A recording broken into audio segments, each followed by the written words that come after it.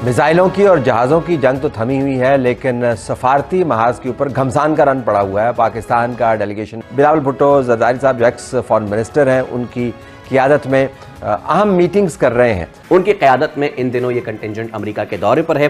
सफारती महाज पर पाकिस्तान खूब कामयाबियां समेट रहा है और कितनी अहम मुलाकातें हो रही हैं। सादिया, अक़वाम मुत्तहिदा के सेक्रेटरी जनरल से मुलाकात हुई है और इसमें उन्होंने बिलावल भुट्टो ने वज़ीर आज़म का ख़त उन्हें पेश किया है। पहली तो बात मैं वो यूएन वाली बात एड्रेस कर लेता हूँ, फिर डिप्लोमेट।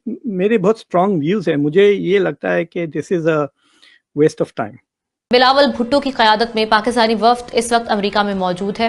बिलावल भुट्टो ने जंग बंदी सीज फायर की कोशिशों में सहूलत पर डोनाल्ड ट्रंप प्रेसिडेंट यूएस उनका शुक्रिया अदा किया। मैं थोड़ी बहुत स्पीच देखा हूँ उनकी, बिलावल भुट्टो की।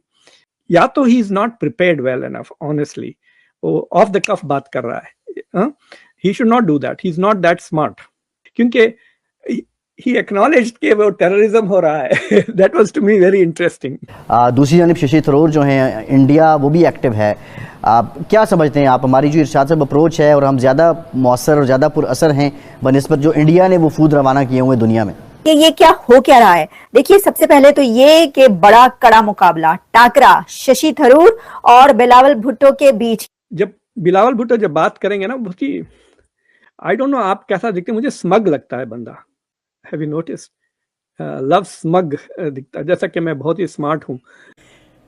हेलो दोस्तों। अच्छा, भारत ने हमारे ऊपर अटैक कर दिया, भारत ने हमारी बिल्डिंग्स तोड़ दी, हमारे बंदे मार दिए। लेकिन बिलावल साहब, जब कोई आपसे ये पूछेगा कि भारत ने ऐसा क्यों किया, क्या ऐसे ही बैठे बैठे भारत के पेट में गोले उठे और कहा चलो बेकार बैठे, खाली बैठे, कोई काम करने को नहीं है, टीवी पे भी कुछ नहीं आ रहा, तो ऐसा करते जाके पाकिस्तान में जो है ना मिसाइल्स फेंक कर आ जाते हैं? यकीनन ऐसा तो नहीं हुआ होगा ना।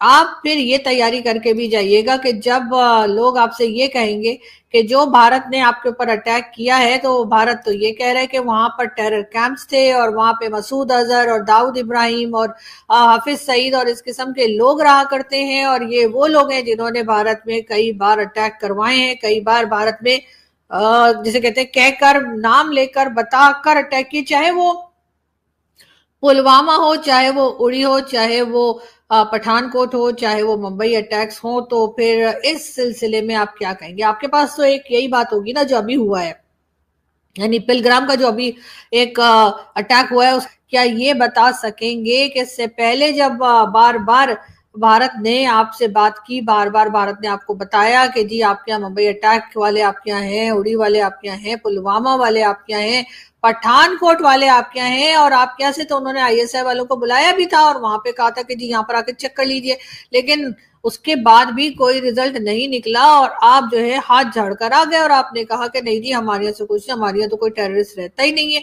ये बात तो इस वक्त के डिफेंस मिनिस्टर साहब का भी कहना है। एक तरफ तो ये साहब कहते हैं कि जी पाकिस्तान पिछले 15 साल से जो है इसी तरह के मिलिटेंट्स को पाल रहा है, और 30 साल से मिलिटेंट्स को पाल रहा है अमेरिका के कहने पर, और उसके बाद जो है जाहिर है वहां से आपको डॉलर मिल रहे थे तो आपने वो बात मान ली। लेकिन खैर अब आप ये बात भी मान चुके हैं।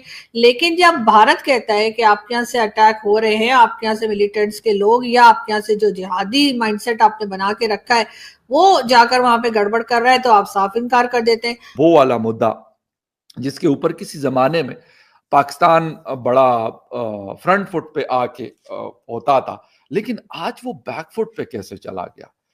क्या वजूहात हो सकती है? और क्या अब जो कश्मीर इशू